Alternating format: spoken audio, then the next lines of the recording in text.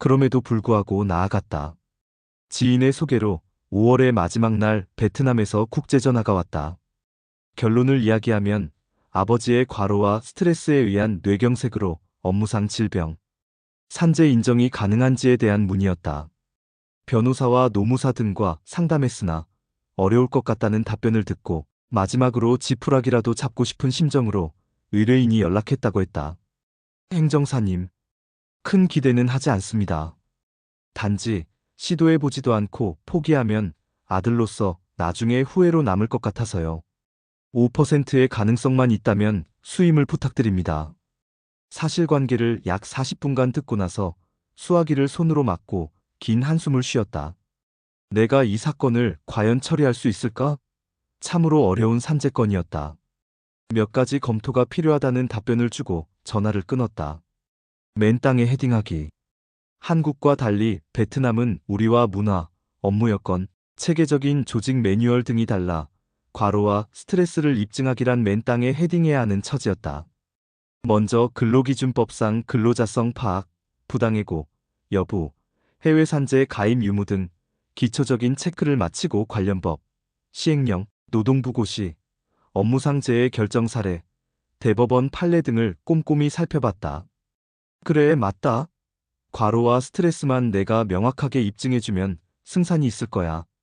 신락 같은 빗줄기가 내 뇌리를 스쳤다. 그래, 한번 해보자. 다음 날 베트남 아드님과 국제전화를 통해 쉬운 사건은 아니지만 제가 한번 맡아보겠습니다라고 하고 덜컥 수임을 맡았다. 나에게 위임을 맡긴 이상 어려워 힘들겠다는 핑계는 이 시간 이후로 내 뇌에서 지우기로 다짐했다. 해서를 만드는 작업. 그 이후 나는 거의 미친 사람이 되었다. 과로에 대한 입증 자료, 스트레스에 대한 입증 자료, 해서를 만드는 자료 작업은 좀처럼 쉽지 않았고 설령 만들었다고 해도 산재위원회에서 과연 받아줄 것인가 하는 의구심이 준비 과정 내내 내 어깨를 짓눌렀다. 그래, 베트남의 현지 상황을 역이용하자. 근로복지공단도 산재위원회 위원도 조금만 조사해보면 우리와 사정이 다르다는 것을 바로 알 수 있을 테니 논리만 잘 세우면 논거를 부정하지는 못할 것이다. 이렇게 나에게 주문을 걸고 대법원이 판단하는 기준을 중심으로 자료를 모으고 만들고 논리를 구축했다. 베트남 국제전화 5시간, 중 화상통화 수차례, 시골 어머님과의 수십 차례 통화를 거치면서 우리에게 유리한 새로운 여러 정보들을 파악하게 되었다. 이를 뒷받침하기 위해 사업장 동료의 진술서, 사업장 대표와의 전화 확인서 등 정말로 내가 할 수 있는 자료는 모두 확보하고 만들었다. 마지막 관문, 주치의 소견서. 이제 마지막으로 주치의 소견서가 문제였다. 선후배 의사에게 자문을 구한 결과 의견이 팽팽히 갈렸다. 역시 어려운 사건이구나. 그래도 최선을 다해야지. 의사 소견서는 중요하나 절대적인 판단 기준은 아니고 평균인의 입장에서 인과관계를 밝힌다면 승산이 있을 것이라 다짐했다.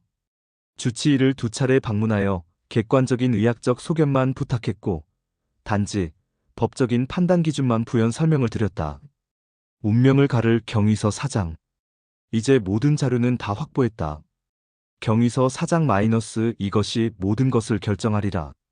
마음을 비우고 경건하게, 그리고 모든 것을 불사르기 위해 일요일 새벽 일찍 목욕탕에 갔다. 그리고 오전에 조용한 사무실로 출근하여 호흡을 가다듬고 자판을 두드리기를 5시간. 궁죽통 마이너스 간절히 원하면 통한다는 말이 실감이 났다. 내가 아닌 그분이 오셔서 대신 자판을 두드리시는 것 같은 착각이 들 정도로 글이 매끄럽게 써지는 것이 아닌가. 5시간 후 프린트를 하여 천천히 읽어보았다. 너무 만족스러웠다. 내가 할 수 있는 모든 것을 다 쏟아부었고 더 이상 후회는 없을 것 같았다. 긴장의 연속, 그리고 결과. 다음 날 신청서와 경위서, 첨부 서류 약 100여 장을 들고 근로복지공단의 대행인으로 접수시켰다. 2달 후 위원회 심리 일정이 통보되었다. 그러나 재조사를 이유로 위원회는 사건을 근로복지공단에 송부했다. 이후 또 한 차례 일정이 잡혔으나 다시 재조사를 지시했다. 이제 마지막 위원회 심리 일정이 10월 5일 오후 2시로 잡혔다. 약간 가슴은 두근거렸지만 담담하게 결과를 기다리기로 했다. 판정 신청이니 요양급여 신청한 상병. 뇌경색은 산업재해보상보험법 제37조 제1항 제2호의 업무상 질병으로 인정된다. 값진 승리의 감동. 업무상 질병 판정서를 읽은 순간 갑자기 눈가가 촉촉해졌다. 그간 마음고생했던 순간들이 주마등처럼 스쳐간다. 내가 한 개인, 한 가족에게 미천하지만 조그마한 도움을 드렸구나. 행정사로서 타인에게 도움이 되는 사람이 되자라는 나의 좌우명을 하나 실천했구나 하는 뿌듯함으로 가슴이 벅차올랐다. 한 가지 더 기쁜 소식은 내가 주장한 모든 논거들이 모두 인정되고 의원의 만장일치로 인정되었다는 사실에 전율이 느껴졌다. 의뢰인 가족이 기뻐하시는 모습을 떠올리며 앞으로도 초심을 잃지 않고 열심히, 간절히, 그리고 묵묵히 하루하루를 살아가야겠다고 다짐해본다.